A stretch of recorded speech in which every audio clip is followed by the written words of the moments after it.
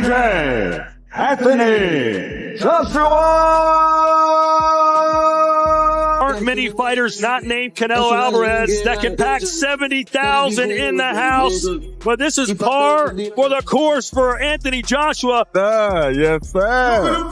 Yes, sir. Yeah. World Anthony Joshua and has become an icon in many ways for what he's been able to do outside of the ring. Rank Jake Paul if he wins this fight, and that will put him in position at least to fight for a world title. Whatever you want to say about Jake Paul, we were all there. Should the imagination and generated huge interest. Two men who split opinion, a fight that splits opinion. It has to be the most eagerly anticipated 8-rounder that any of us. The upcoming showdown between Anthony Joshua and Jake Paul is shaping up to be electric. Joshua brings heavyweight power, years of experience, and Olympic-level pedigree, while Jake leans on speed, unpredictability, and an unshakable sense of confidence.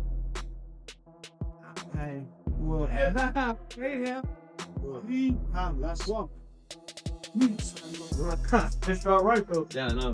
Wrong. It's in no photo, wrong. It's in no photo. Okay, we'll do that.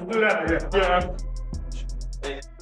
But this is what we signed up for, and he's very tall, but that means I can use my speed and my size. Analysts continue to debate strategies, predicting explosive action right from the opening bell.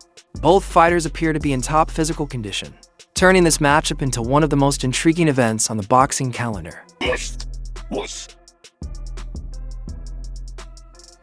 Paul enters this fight with a level of confidence that has surprised many seasoned observers. Recent commentary highlights how strongly he believes in his ability to rise to the moment and secure a statement victory. Unlike some of his earlier fights, Jake is approaching this one with intense focus and determination. Analysts watching his preparation note that his mindset is crucial, reflecting not only...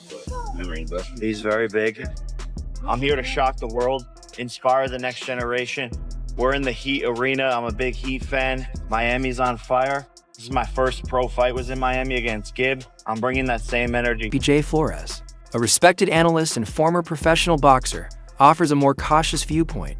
He acknowledges that while Anthony Joshua may not be in his absolute prime and has hit some bumps in recent fights, the challenge ahead is still enormous for Jake Paul.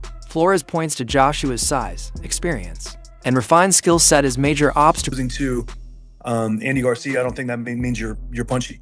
I think that means he's fought the best fighters, the best heavyweights over the last 15 years, and he's fallen short, of course, but he's a very, very, very, he's a very big man. He's got that Olympic pedigree, and that makes the fight against him very difficult. It does indeed, What do you think is the upside? There's always an upside for this fight against Jake. I guess, if I play sort of the viewer's perspective, what people are saying on Twitter, they're saying it's a win-win for Jake. You fight a two-time former heavyweight world champion in Anthony Joshua. If you get knocked out, it's no big deal. And if you lose, if you get knocked out, you get the respect of the public as well for taking the fight. If you win, you're the king, Yeah. The upside is, I think, I don't know, like everyone's like, oh, I respect Jake. I'm just like, it's just crazy that you would have to fight, a former world heavyweight champion, 6'6", 240-pound gold medalist. That's the only way you get people's respect. Like, there's a lot of other ways. Like, and if you don't get everybody's respect, those people just don't really understand boxing. Like I said, I feel like this fight is a little early for Jake. Obviously, I would like to see him fight one heavyweight before this fight happened, at least one heavyweight, and then maybe see him, be in there with a guy world rated in any weight, cruiserweight, heavyweight, anything before you go in with a guy like Anthony Joshua. It's just a massive difference on the size and the power and win everything. But I guess, if the objective is to make people talk and make people say, oh man, he's crazy, then he's getting exactly that. He's getting what he wants. So to me, it doesn't make sense. This fight doesn't make sense to me at all, but I think it would be there down the road. I'd much rather see like a Canelo fight than an AJ. Joey Knight pushes back against critics who dismiss Jake Paul's legitimacy. As a fighter, he emphasizes that Paul carries real knockout power and has proved it in previous bouts. Knight notes that Jake's ability to compete with professional fighters as closely as he has shows he is far from a mere novelty act. his punching strength and developing skill set. Smiling and frowning at the same time. You must be smiling because it's happening and you're getting a mega payday, but surely you must be frowning at the fact that this kid and others out there believe that he stands a chance of even beating you. And look, if the stars align, maybe Jake Paul could close his eyes, he could put his head down, he could throw a punch sent from the heavens, and he could clip AJ on the chin with it. But even if he does, I'd put my money on it that it doesn't do anything.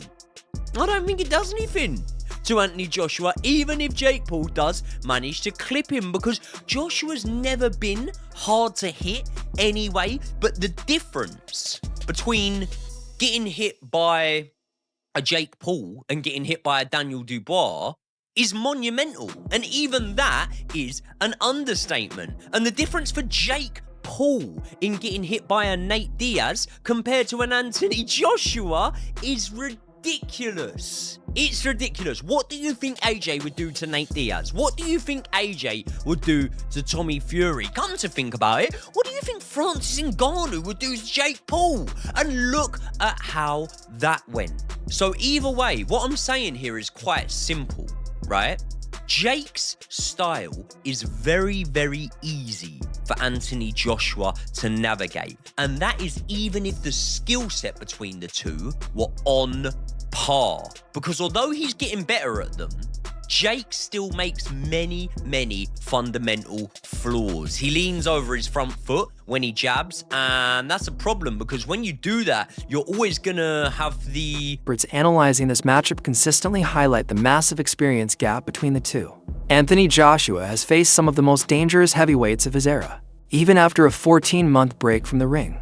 Joshua's history of battling champions and elite contenders gives him a depth of knowledge Jake has never encountered. Analysts stress that Joshua's ring IQ, strategic movement, and adaptability... Correct me if I'm wrong, right?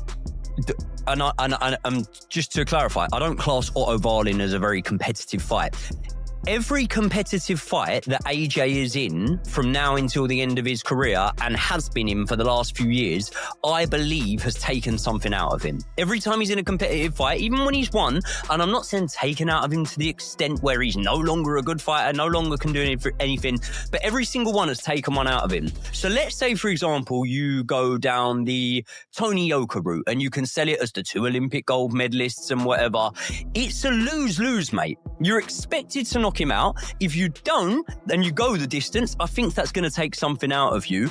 I actually think that this could be better prep for a Tyson Fury fight. Listen, mentally as well, because he smokes him and it looks great, and then he's confident. This is what I'm saying, right? Not just from a stylistic boxing standpoint, but from the mental standpoint of the fact that if you go in there and you smoke Jake Paul, straight away, all of a sudden, it's headline news, it's massive, and as well as that, you're coming in off the back of something that's impressive, right? We all felt like the Francis Ngannou performance was really impressive, but it wasn't followed up with an impressive performance. So it doesn't actually determine whether or not... This is worse. This is worse. This is worse than that. I don't know what you're thinking, Lawrence, but the Ngannou one, you could at least say heavyweight. You could say that his pedigree. So we didn't really... On the distance while of he was Fury. coming from a different kind of method of fighting, end of the day, he's still a... Commentary from Bart Kwan, Joe Jitsukawa, Ryan Aim, and Steve Green reflects a major shift in Jake Paul's reputation. Once dismissed as a social media celebrity trying his luck in boxing, Paul is now increasingly respected as a genuine athlete. This change comes from the level of opponents he has taken on, forcing him to improve his technique, discipline, and overall strategy. Observers note that fans, trainers... The one that I was most clear from you was the Anderson Silva one. Where Anderson Silva had like one sick round where he's like, whoop, whoop, doing it what Anderson Silva does and missing everything and cracks him and whatever. And then he just like the next few rounds, he's back to like just getting his butt kicked by Jake Paul and walking around, doesn't look the same. Yeah. But again, I don't think these guys are actually getting dropped to like faking. I think Jake Paul actually has that kind of power. I just feel like they kind of know the deal. Okay. Yeah, we're gonna fight. We're gonna fight. I make a lot of money. You make a lot of money, not as much money as me, but you make more money than you ever would. So you take it. You know, it is what it is. But I don't know. Kind of sucks to see all these legends, right? Like of the sport. Like you don't want to see that. You don't want to see this guy's losing to freaking Jake Paul. I will say I loved everything about the Tyson fight in the lead up, and then as I'm actually watching it, I'm like, all right, this is actually fucked up. My bad. Yeah, it's like senior. Even when he turns around on camera in the interview in the boxing room. Oh, dude, it was terrible. Bro, then they show his ass. Oh my god, that was so dirty. Yeah, so it was like such a sweet moment too. He's hugging his son. Everything is cool. Turns away and sees his butt, and it's like it's like man. That's not gonna not be funny though. No, yeah, you gotta laugh at that. That's crazy. Yeah. So what's the least amount of money that you would have to take to get into the ring with Jake Paul and lose? I mean, like right now in my career, I wouldn't do this deal.